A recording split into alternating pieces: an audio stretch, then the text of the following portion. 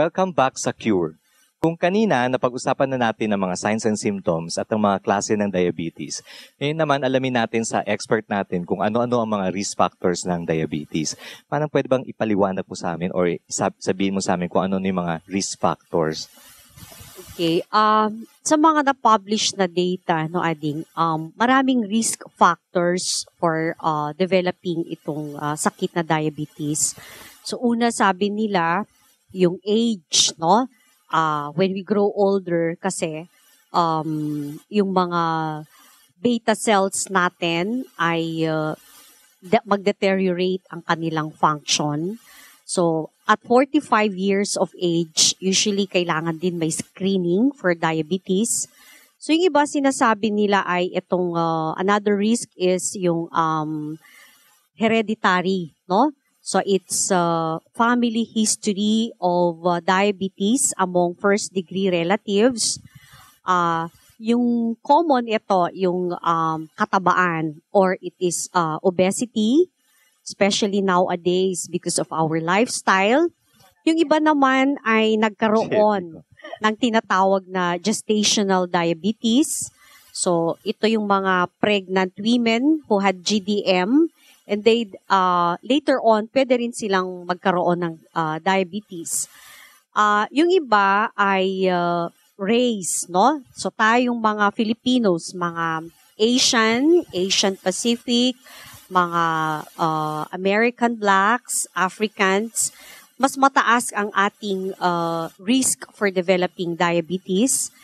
And then, yung iba, sinasabi lately na ito, pag mataas ang ating triglycerides, mababa ang ating HDL, and high ang ating LDL, it is also a risk for developing diabetes. So, yun yung mga known causes. Kaya lang lately rin, maraming research na sinasabi nila smoking, elevation in uric acid, but yung sa uric acid ay hindi pa ganon documented. Maswerte pa lang mga Amerikano, no? Oo nga. Hindi sila masyadong nagkakaroon ng diabetes. Pero meron din, yes, diba? So, type, it's just more common in sa mga Asians. So, yung lifestyle din also could also cause, or is linked. Yes, pala. ang lifestyle, no, Doktora, kaya ganun ka prevalent ang diabetes ngayon because of our lifestyle. So, sedentary ang lifestyle and our food choices. What do you mean by sedentary? So, yung sedentary is physical inactivity. So, lalo ngayon, gusto natin ay nasa harap lang ng TV, computer. Tapos, yung sa computer, especially itong mga kids, puros na lang computer. So basically, wala tayong activity. And then, kadalasan din nagmamadali. So gusto natin yung mga fast foods and yung gaano karami rin ang ating mga kinakain. Manang nabanggit mo kanina yung age 45 na magpapascreen. So does that mean that diabetes usually occurs after the age of, more commonly after the age of 45? Parang ganon? Yes, sa type 1, iba kasing type 1 naman because they are kids. So, in type 2 diabetes, pwede ito yung sa mga adults. They say that as we grow older, yung beta cell function natin, kasi yung beta cells nandun nang galing ang insulin. So, mag-deteriorate. At saka yung beta cell mass, so, parang decrease din ang volume. Kaya kulang tayo ng insulin. So, siguro ay nangyayari ito kapag yung mataas ang family history rin. It adds to the problem. Doktora, paano pala nadadiagnose ang diabetes? Okay. How do we diagnose? So, there are 3 tests we use, and these are all blood tests. So, una, ito yung sa fasting blood sugar. So when we say fasting, wala tayong caloric intake for the past 8 hours except for sips of water. So FBS of greater than 126 milligrams per deciliter. O kaya, pwede naman yung tinatawag nating random blood sugar. So, yung random blood sugar is regardless of the meal. So, kung ang random blood sugar is equal or greater than 200 milligrams per deciliter, plus may signs and symptoms na nabanggit kanina of diabetes. And then the other one is yung tinatawag nating oral glucose tolerance test. So, eto hindi gaanong ginagamit. So, yung OGTT, yung 75 grams, so 2 hours after pinainom tayo itong sweet na liquid, yung 75 grams of anhydrous glucose, kukuhanan ng dugo. So, ang cut-off po doon, if it's greater than 200 also, 200 milligrams per deciliter, pwedeng diabetes.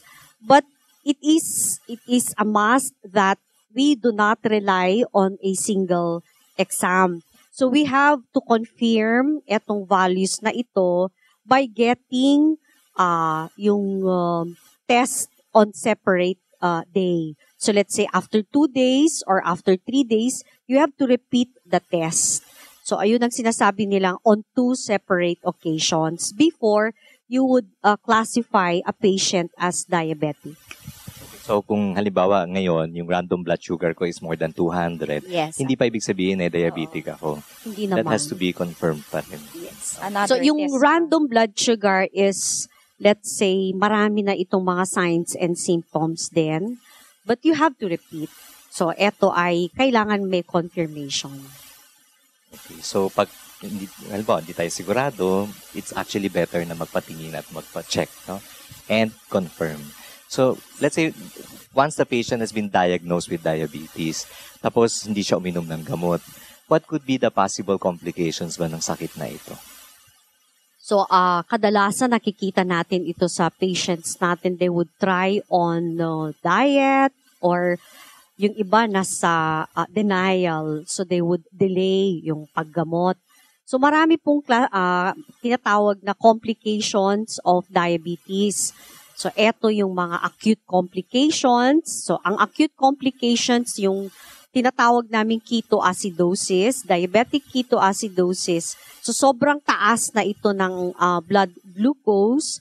So, magpo-form ng tinatawag na ketones in the blood. So, this is very dangerous and it's also an emergency kasi pwede silang mag-coma. So, DKA ang tawag doon. Or yung isa naman, parang ganun din sa ketoacidosis, we call it a hyperosmolar hyperglycemic state. So, usually yun yung mga acute complications. So, yung chronic complications, ito yung matagalan ng may diabetes, lalo na kung poorly controlled na tinatawag, nagkakaroon ng complications. So, yung microvascular complications, ibig sabihin, ito yung mga organs supplied by yung mga smaller arteries or veins. So, ito yung kidneys at saka yung eyes. So, kidney failure or yung tinatawag din nating retinopathy.